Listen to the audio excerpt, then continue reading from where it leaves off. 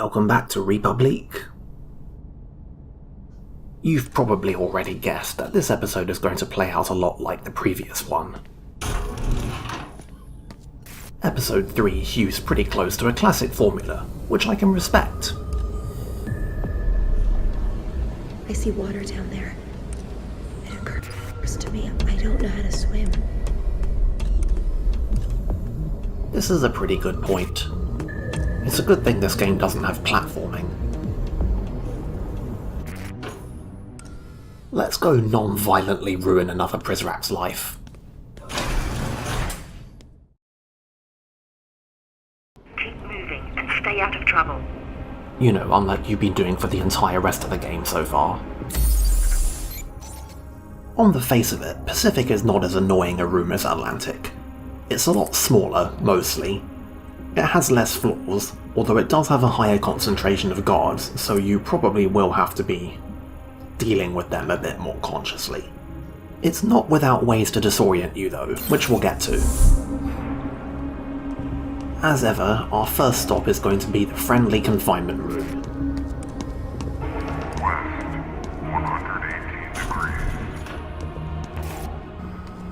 By now, I would hope that you and I both know that there's nothing of interest in here except an extraneous pepper spray.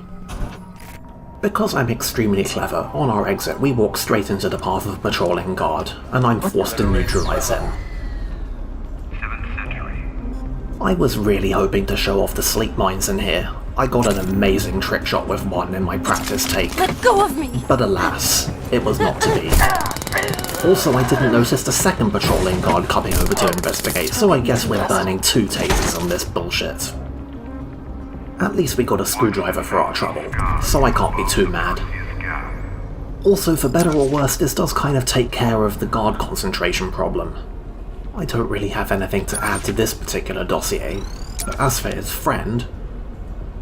I could be wrong, but I think ophthalmophobia is a fear of eyeballs, which sounds like it would be rather inconvenient. Anyway, with those 2 idiots who nevertheless managed to flawlessly ambush me, out of the way, we're free to explore this place more or less at our leisure, which is pretty helpful because it can still be a little confusing despite its relative simplicity. It's one of those kinds of places that seems to defy any attempt to explain it verbally or chart it on a map. But once you've spent 2 or 3 minutes dealing with it, it seems almost second nature.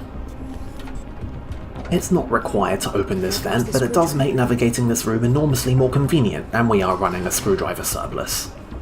Pay attention to where we come out.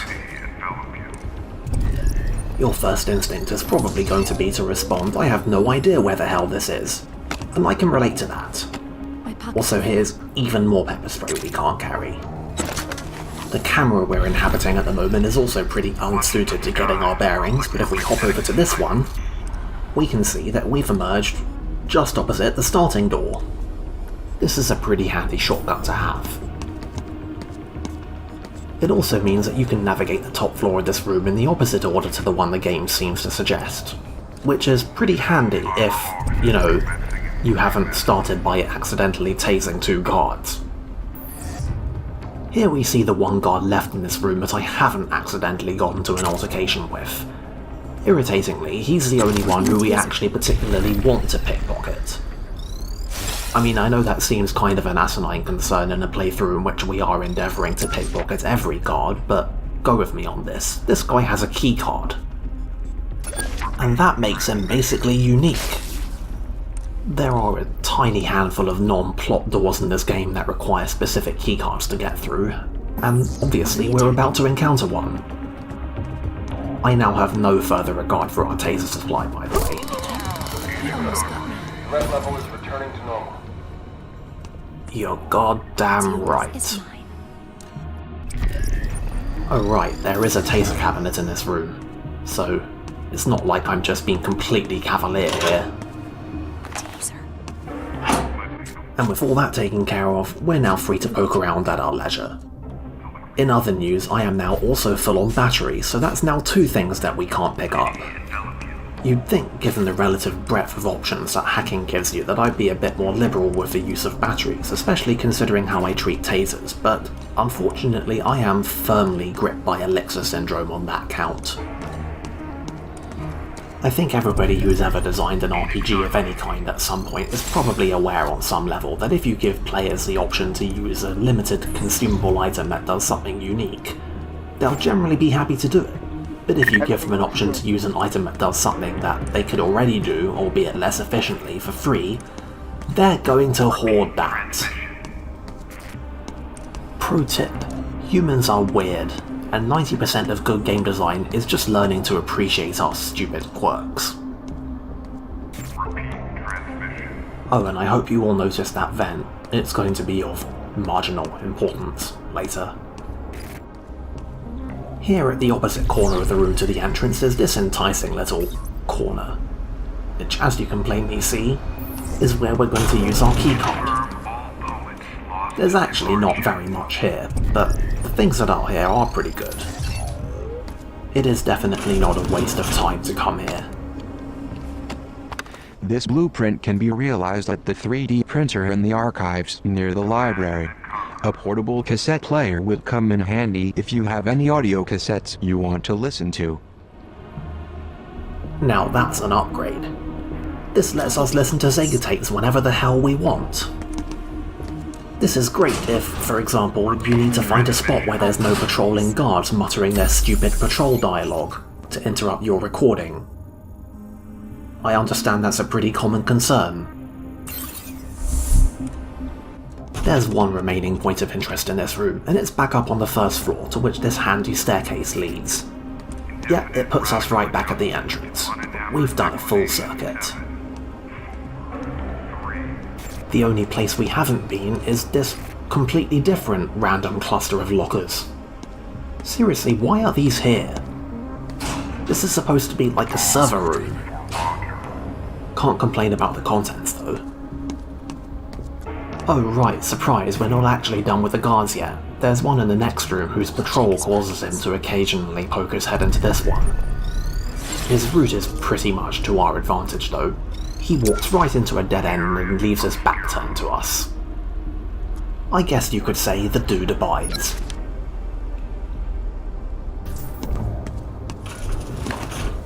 I got something. Seriously, this whole setup is just completely perfect.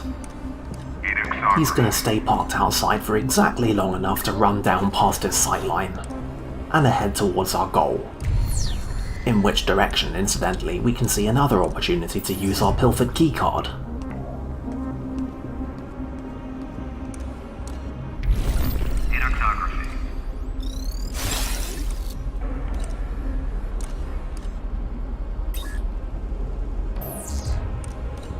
There is another patrolling guard down here, but he's not really much of a problem. He's extremely predictable and you can see him from basically everywhere, so it's quite difficult to get surprised. You can open this. Okay. Screwdriver. We're basically set for the rest of the game for screwdrivers at this point, and I'm a fan of that. I know 3 doesn't seem like a lot, but bear in mind there is one screwdriver for every event in the game, so the upcoming stages are going to be giving us even more. And in even more happy news, the game chooses this moment to give us a shortcut back to the archives, right when we were thinking about how we were possibly going to get back here to make that cassette player. There's still nobody here and it is still a little bit irritating to situate yourself, but those are all annoyances we can live with, especially if it means the game is going to throw even more tasers at us. I could be wrong, it sure feels like I'm wrong, maybe I hope a little bit that I'm wrong, but I think there might actually be as many tasers in the game as there are guards that you can use them on. Now, who wants to do another perspective puzzle? If your answer to that was not me and surely not you two, then congratulations, you are on my wavelength. This puzzle is miserable. There is zero indication of the orientation of any of this that you're trying to go with, and, you know, you'd think that you could use the existing pieces as clues, but nope. It's all entirely arbitrary, and there are entirely too many lines, and nothing lines up. You just have to mess with it until it somehow works. This is such a weird puzzle. Anyway, the key was one thing, but 3D printing an entire functioning cassette player complete with loose wires is, quite a feat. Anyway, with that superpower required, we're done with the archives and we can go right back to whatever the hell it was we're trying to do. Seriously, can we take a minute to reflect on how weird this plan of Matty's is? It's so involved. And yet I can't really argue with it somehow. I mean, those guys at the elevators did have both arc suits and helmets. I mean, they're invincible. Ludonarrative dissonance has been averted, guys. Anyway, there's not really anything else left to do on that path. This shortcut is right next to the objective, so we can just walk in there and do our thing. We're here. Splendid. Access the server as before and we'll get started.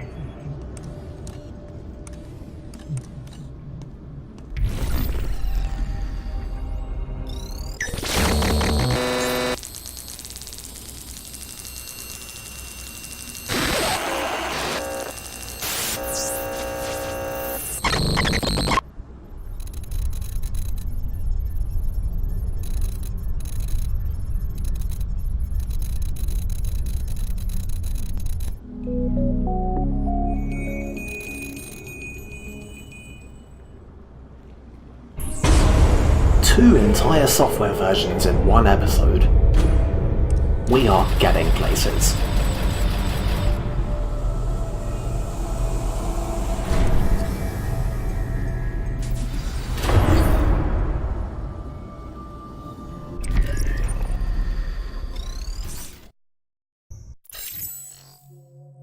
The Prisrac Edwin Chung hails from Shenzhen, China.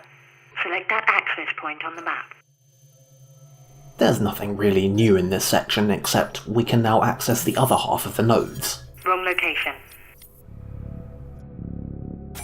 As ever, there's a tiny smattering of references about. This isn't relevant to our investigation. I have no idea what exordium refers to here, but it is the name of the first episode of the game, so Wrong location. some of these things are words, some of them are names. It's all very mysterious. Well, maybe not this one.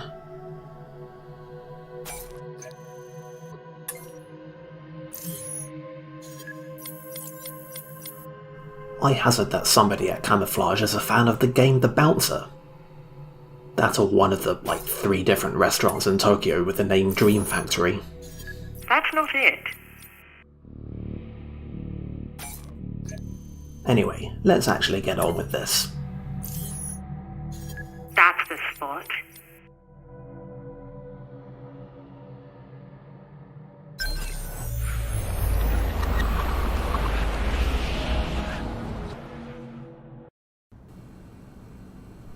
Well, it's this again.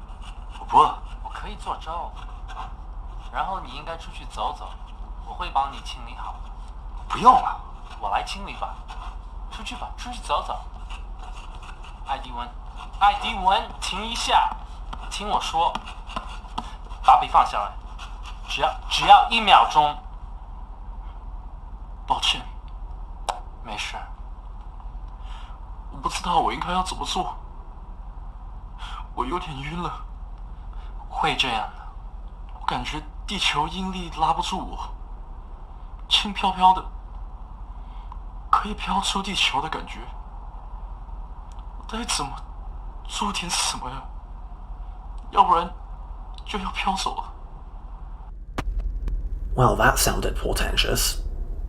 Also, this is the closest we've yet gotten to actually seeing Triglasov's face. You're off to a good start. Keep searching. 总算安静了。我喜欢这样。我希望能更安静一点。你不是那个意思。李伟以前哭一整夜，哭得烦死了。你不是那个意思。哪有宝宝不哭的？电影不会像这样。我们也不知道是什么原因，可能是噩梦做着，那么被什么吓到了，吓到我老婆。她以前特别担心，不过我就是讨厌她。你还在惊吓中？那我半辈子都在惊吓中。那我不知道。我喜欢现在的安静，不过这个城市还不够安静。我想去别的地方。那你或许应该去吧。你或许连这个国家也不够安静，不像我们小时候那样。我比较喜欢以前这个国家，不像现在对人大喊大叫的。你就去让你快乐的地方吧，试上几个月。离开这个讨厌的国家以后，我再也不会回来了。艾迪文，嘘，拜托你小声点。Well, that sounds like something we can take out of context. Well done. What else?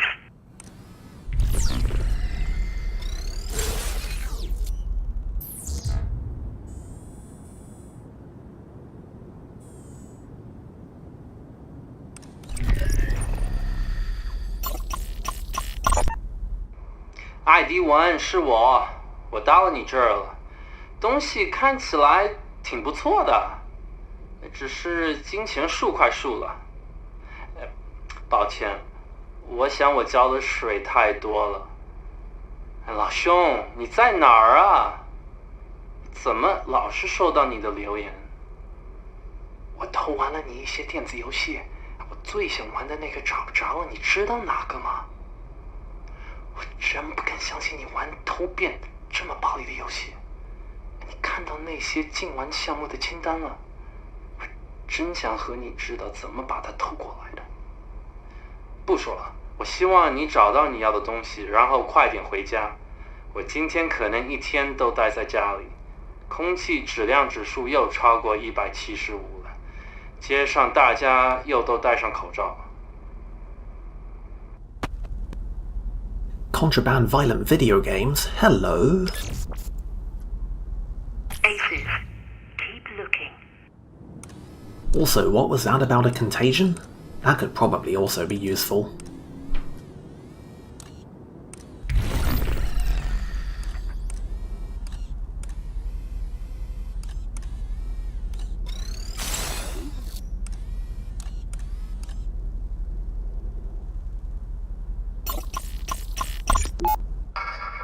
You received his manifesto? No, I'm good.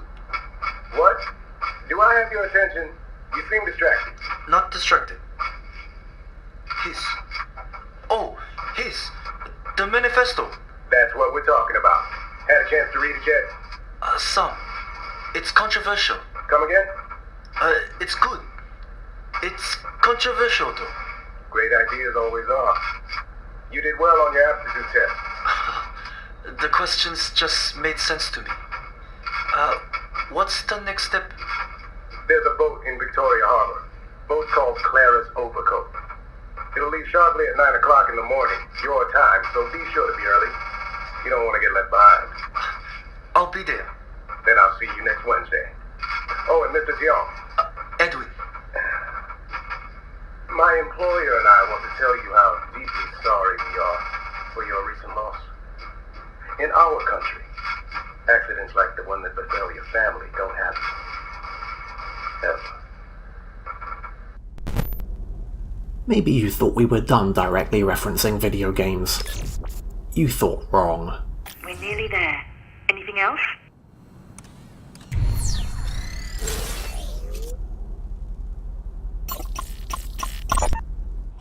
这些是什么？他们只给我一个礼物。谁？就是他们嘛，玩蜕变的人。这有本书，共和国，他们给你寄了不少文件来。你都读了吗？读了一部分。这儿还有些医疗表格，你还没有填完呢。他们填好的已经够多了。艾迪文，我没有在开玩笑。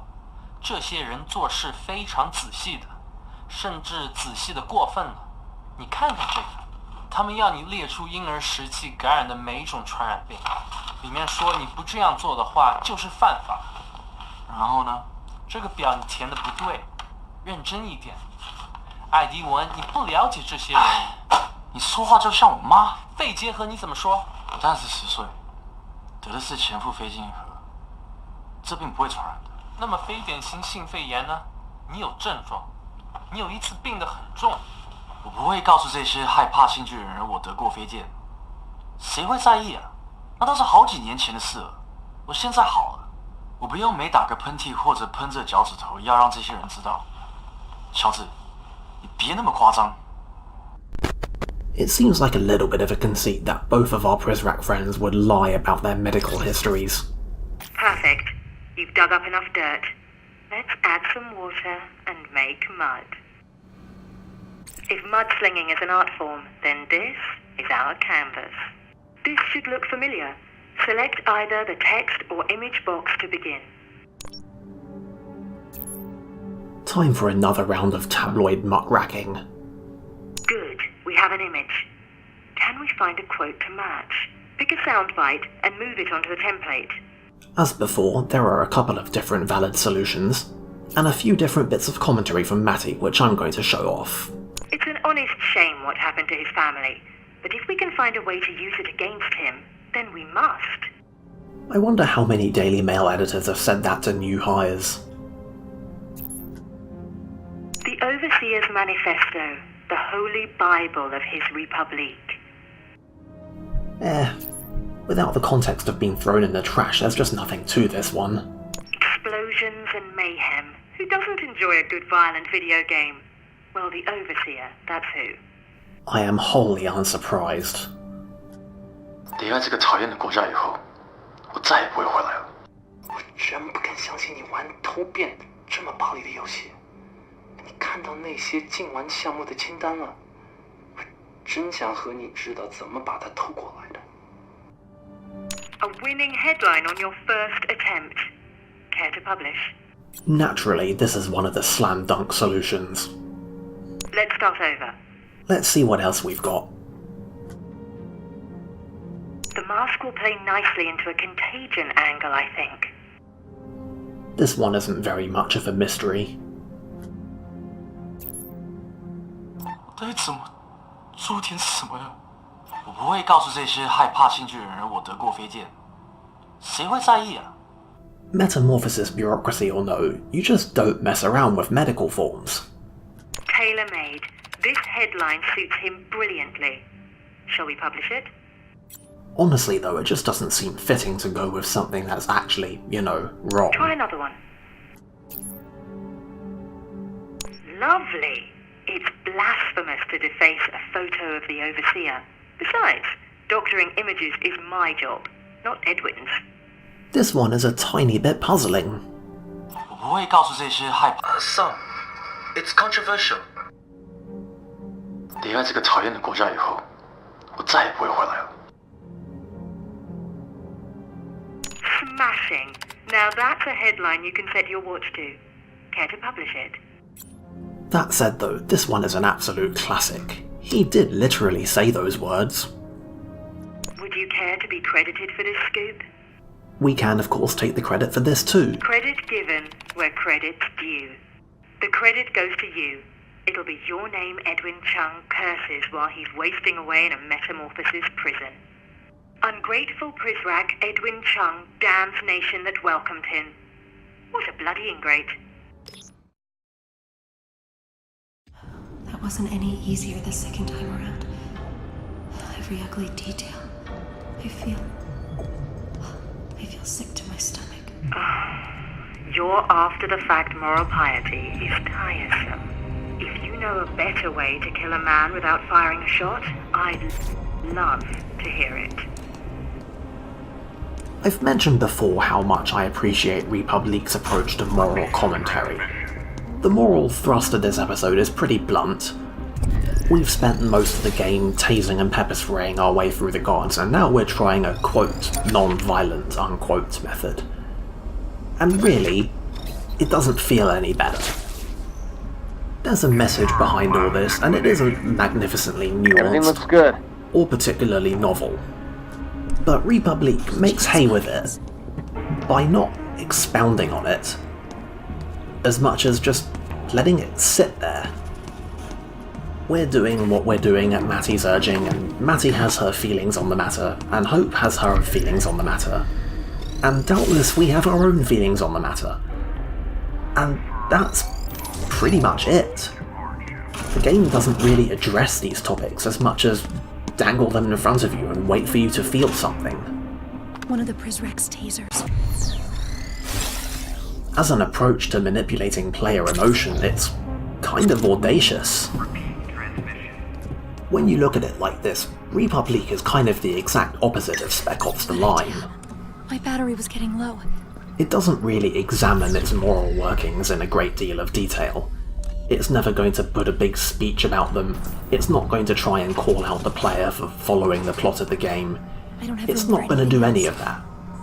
It's just going to have its characters do their things in accordance with their agendas and wait for you to maybe feel something. You might not even notice.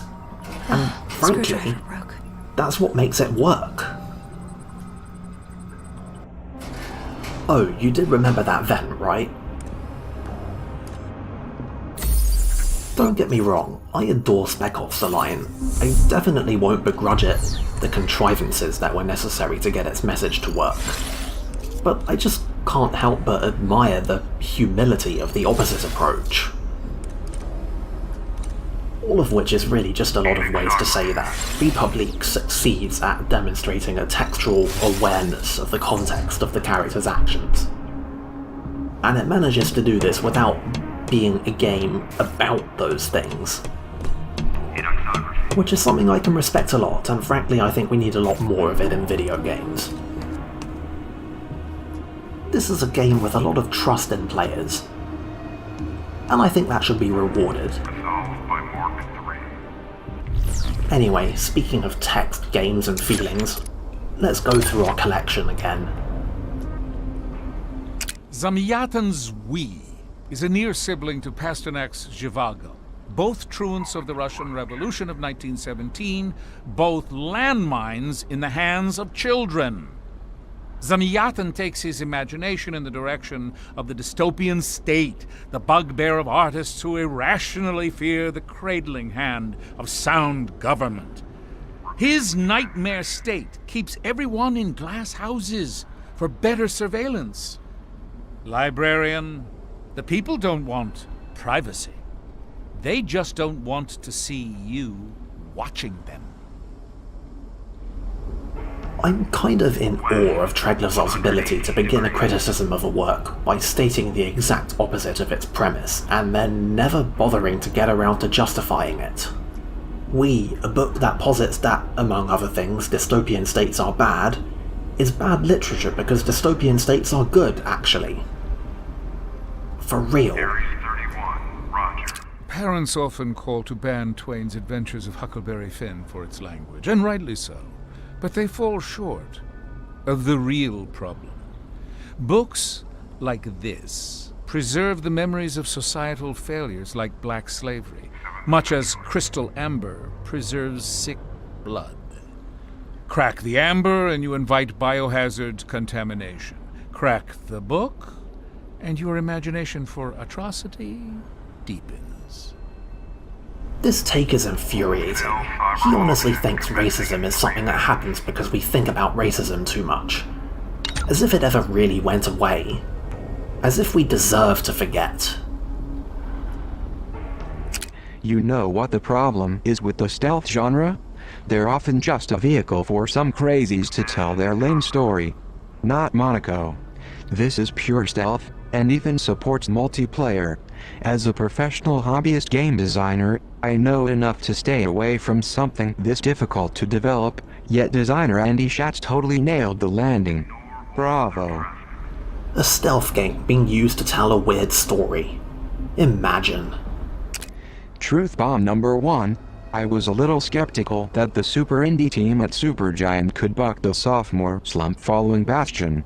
Truth bomb number 2.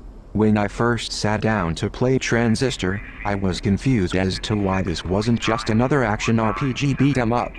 Truth bomb number 3. After a few minutes of getting used to its inventive combat mechanic, I was in love. Transistor was a very strange game in retrospect, but frankly, a strange game is exactly what you need to make if you've just achieved phenomenal indie super success with a conventional game.